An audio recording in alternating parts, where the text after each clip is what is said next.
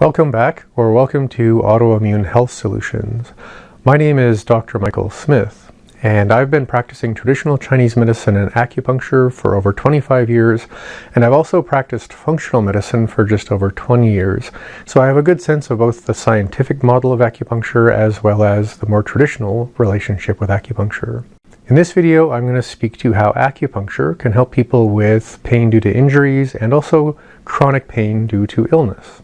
To do that, we're going to have to take a deep dive into a little bit of the anatomy and the neurophysiology of what's going on during an acupuncture treatment. How specifically acupuncture helps with pain relief in the short term as well as in the long term. And how acupuncture can help with the natural process of tissue rehabilitation. I will begin with an overview of the different kinds of pain, the different causes of pain, as well as the consequences of experiencing long-term chronic pain.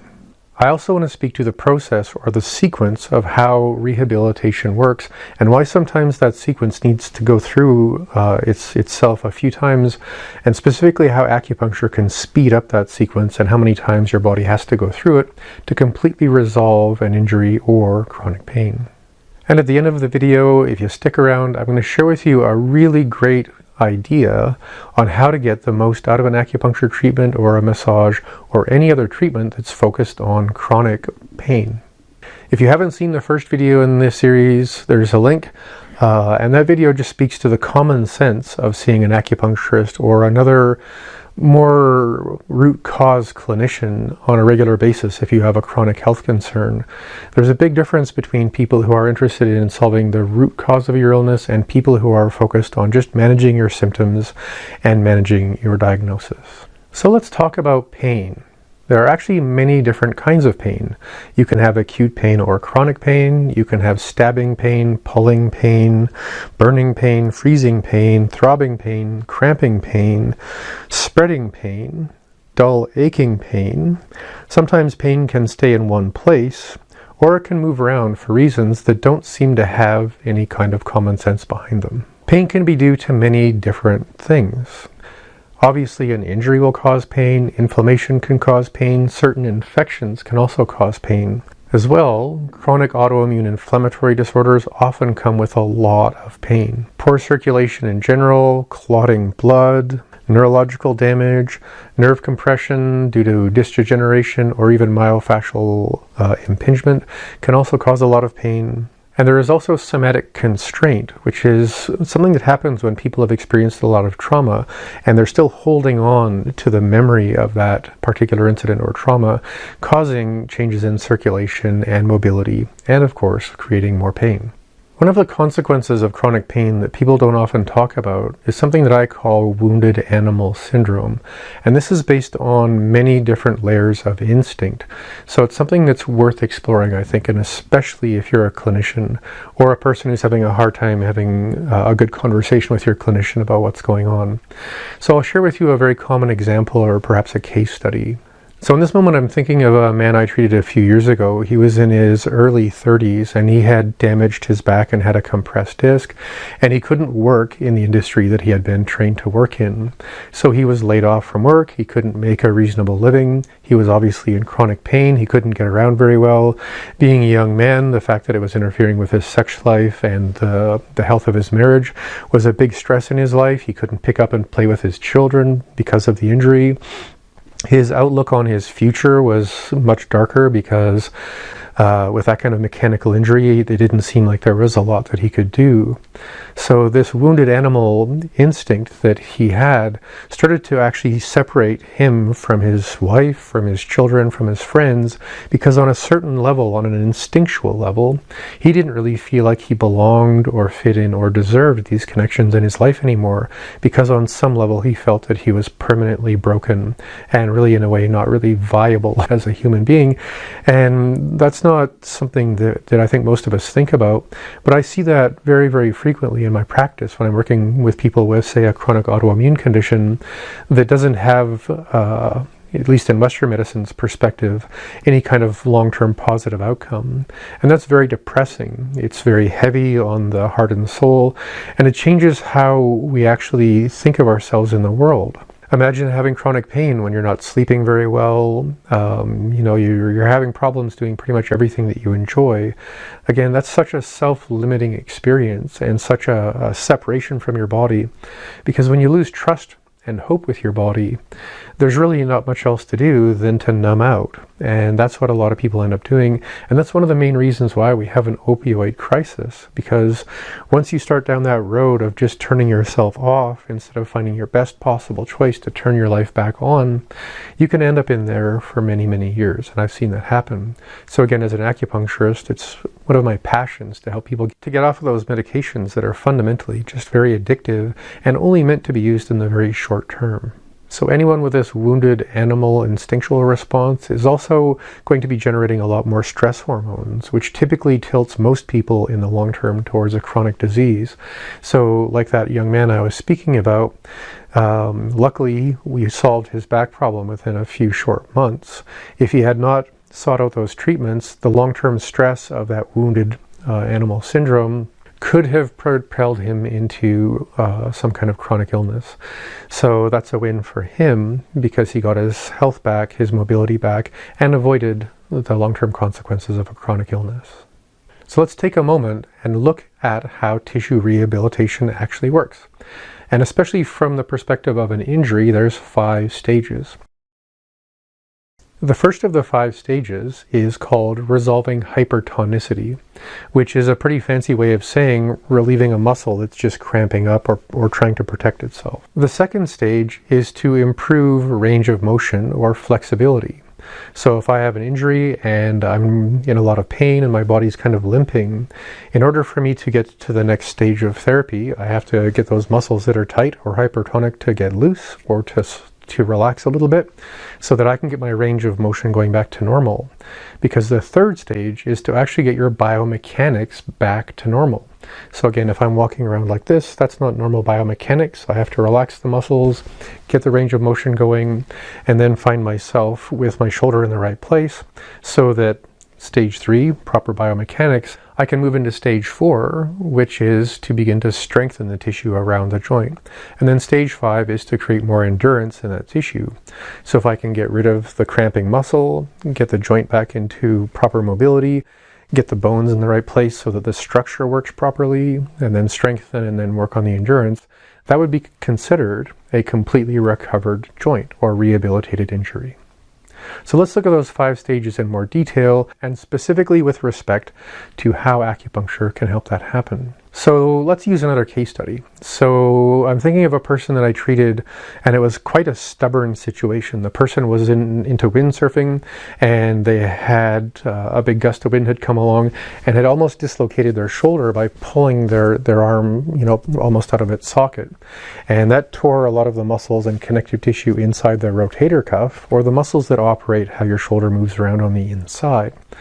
So that's a very challenging kind of injury to work on, because there's so many different muscles going in so many different directions. So when this person first came in, it was a few weeks after the injury, and they had just been using some painkillers and anti-inflammatories, and they were beginning to get more and more restricted motion, and we were both afraid they were going to end up with what is called a frozen shoulder. So we were both very focused on getting the situation to improve. So what we had to do from a stage 1 perspective is to resolve the hypertonicity, or get all those tight protective muscles to relax.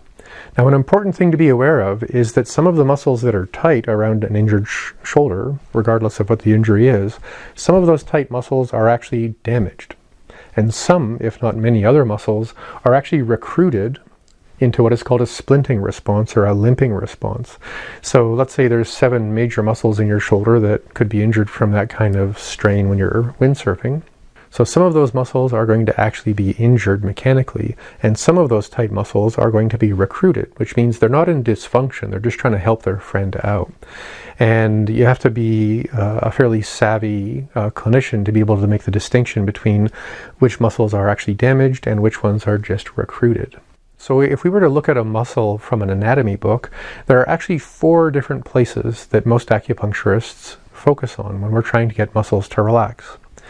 So the first thing is called a motor plate, and it's actually in the middle of the body of the muscle. So if this is my bicep, and there's tendons from here to my elbow and tendons from here into my shoulder, the belly of the muscle is only actually this big. So if the nerve is kind of like the spark that makes the muscle move, it makes the most sense to have the nerve right in the middle of that muscle so that the conduction goes equally from the motor plate to the rest of the muscle, contracting that muscle evenly and the most efficiently. So that's one of the places that acupuncturists focus on, because it's the nerve that keeps the muscle hypertonic if it's injured or if it's just recruited. Another important place are what are called myofascial trigger points. They're a bit more complicated, and they actually have more to do with how the body is trying to relax and then feels some scar tissue or some strain or sprain in the tissue, realizes it's not safe to keep relaxing because it'll cause more damage, and that holds more constraint in the tissue. And trigger points have been studied for decades, and they're very, very well understood. And in fact, about 80% of the traditional acupuncture points are actually known to be trigger points.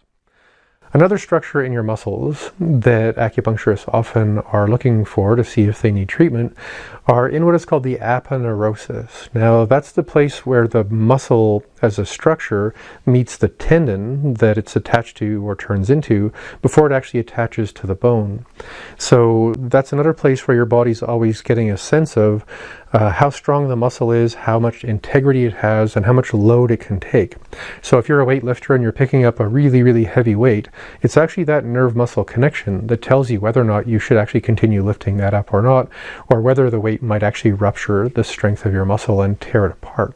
The fourth structure is called a Golgi tendon organ, and that's actually mostly around where the tendon attaches to the bone. And those little structures are very, very small, but they're also there to sense whether or not you're doing something that's likely to make the muscle rip off of the bone, which actually can happen. So those are 4 places that acupuncturists are always checking in treatment of injuries to see if they're hyper excited. Because if those nerves are really excited, they're sending confusing messages to that muscle, the muscles around that muscle, to your brain, telling you whether or not you should try and pick up anything at all. Now, another thing that happens to each of those kinds of trigger points is called an inflammatory capsule. And this is the way the body keeps a muscle tight or protected in the long term, especially with chronic illness, where the whole body is often inflamed. So these little inflammatory capsules sit where the nerve and muscle connect, and the inflammatory molecules or hormones actually tell the body through that nerve that you're injured. So the opportunity that creates, strangely enough, is if you take your acupuncture needle and actually kind of pop that little inflammatory capsule, it pops open. The inflammatory metabolites and hormones leave that capsule, and then that nerve and muscle are no longer living in an environment where they're being told there's chronic damage or danger or injury. So in stage 2, with our friend who injured their shoulder windsurfing.